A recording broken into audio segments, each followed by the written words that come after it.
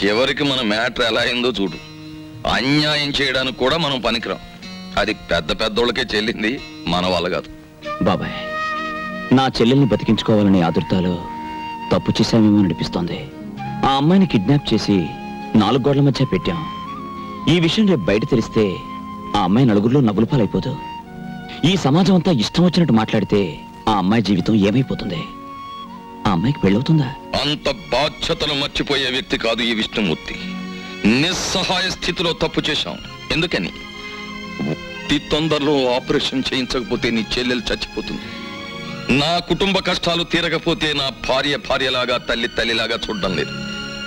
అటువంటి పరిస్థితుల్లో ఇటు అవసరాలు తీరినట్టు ఉంటుంది, అటు కేశవరావుకి బుద్ధి చెప్పినట్టు ఉంటుందని పనిచేశాం. ఒకవేళ అమ్మాయికి పెళ్లి కాని పరిస్థితే వస్తే అవసరమైతే మన ప్రాణాలు ఇచ్చైనా సరే ఆ నింద నిజం కాదు అని నిరూపించాలి, నిరూపిస్తాం కూడా.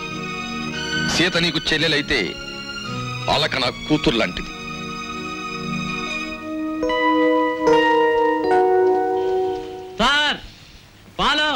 బెడ్ కాఫీ పిలిచింది, రెడీ. బెడ్ కాఫీ ఏంటి? బెడ్ కాఫీ పిలిచింది. ఎప్పుడు పిలిచింది? పాలని పిలిచింది నేనంటే. వస్తున్నాను మేడం. ఇది ఒరిజినల్. ఏమండి రావుల్ గారు, అసలు ఆయన ఎక్కడికి వెళ్ళారో మీతో ఏమైనా చెప్పారా? ఏమోనమ్మా, భద్రాచలం ఎగువ ట్రిప్కి వెళ్ళాడు.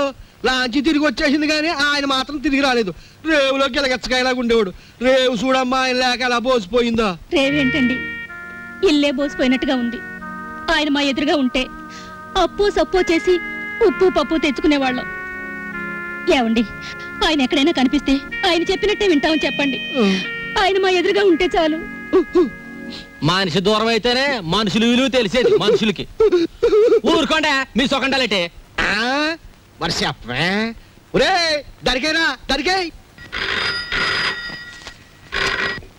హలో, మా గొంతు గుర్తుపట్టలేదా? Black tiger. మళ్ళీ ఏం కావాలి? వడియాలు కావాలి. లేకపోతే ఏంటి, 10 లక్షలు కావాలని ఆల్రెడీ చెప్పాం కదా. నాకు కొంచెం టైం కావాలి. గంటల రోజుల? ఒక వారం. ఒక వారం టైం కావాలట. వారమా? నో, సగమిస్తాం. 3 రోజుల 12 గంటలు.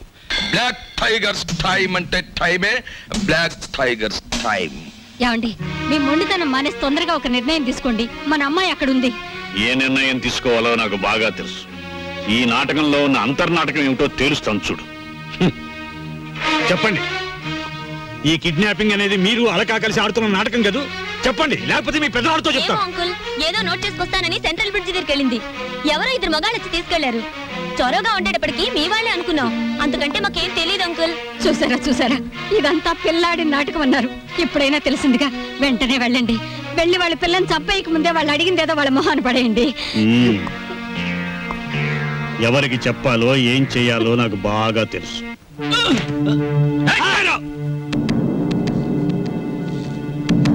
కోలిగుంట దగ్గర హ్యాండ్ ఓవర్ చేసుకుని సూట్ కేసేది బే. పార్టీ మిస్ అయింది బాస్. బాక్స్ నాకు ఇవ్వలేదు. నాకేం తెలియదు బాస్. నీకు తెలీదు? చెప్పు చెప్పు చెప్పు. చెప్పురా.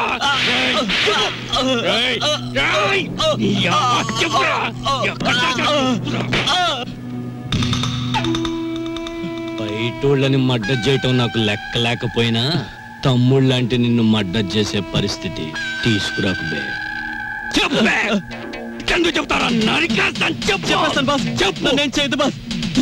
సూట్ కేసు నా ముండ మకాల పెట్టాను బాస్. అదే నాకు ఐడియా ఇచ్చింది బాస్. అదే నాకు ఐడియా ఇచ్చింది. ఎక్కడ్రా నీ ముండిల్లు? ఎక్కడా నిల్లు? మెరక వీధిలో. టైరో రేయ్, వీటితో పాటు వెళ్ళి ఆ సూట్ కేసు హ్యాండ్ ఓవర్ చేసుకోండి. వాడి ముండ బాడీలో మీకు నచ్చిన పార్ట్ ఒకటి కోసుకొని రండి. అలాగే బాస్. కరీం భాయ్. హలో సాబ్, మీరు వచ్చారా? కబురు పెడితే నేనే వచ్చేవాడిని కదా సాబ్. నేనే వచ్చి చెప్పాల్సిన అవసరం వచ్చింది, అందుకనే వచ్చాను. లోపలికి వెళ్దామా? అట్లనే సాబ్, రండి.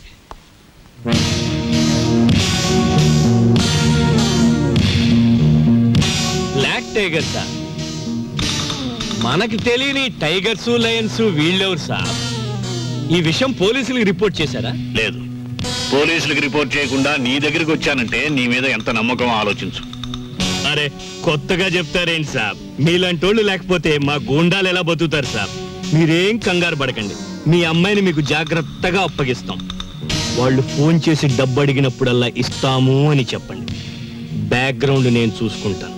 బాస్, అవతల పార్టీని హిట్ చేస్తే చాలా, ఫినిష్ చేసేయమంటారా? నువ్వేం చేస్తావో ఏమిటో నాకేం తెలీదు. నా కూతురు నా దగ్గరికి భద్రంగా చేరాలి. ఇది నా ప్రెస్టేజ్. అలాగే sir. Black tigers, tyre tyre.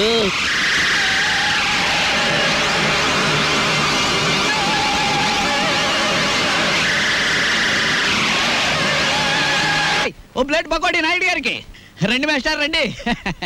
కొత్తిమీర బజ్జీ, కొత్తిమీర బజ్జీ. ఏమిటి కావాలి పాపా? పూరినేనా? రే 4 ప్లేట్ పూరి పార్సెల్. తినండి, చక్కగా తినండి, ఆనందంగా తినండి. నా జాతక చక్రం ప్రకారం ఈ ఏడాదితో ఏళ్ళనాటి శనిపోయి శుక్ర మహర్దశ ప్రారంభమైంది. ఈ వారం అంతా నా ఇంట్లో శుక్రుడు ఉంటాడు, నెక్స్ట్ వీక్ గురుడు ఉంటాడు, ఆ తర్వాత సూర్యుడు ఉంటాడు. కానీ నా హోటల్లోనే ఒక్కడు లేకుండా పోయాడు. రే ఆంజనేయులు, కనిపించని గ్రహాలు కాదురా ఇంట్లో ఉండాల్సింది. సమర్థుడైన మనిషి పక్కనుండాలి. రాంబాబు లాంటి మనిషిని వదులుకోకూడదనే బుద్ధి నీకుండాలి. ఛీ ఛీ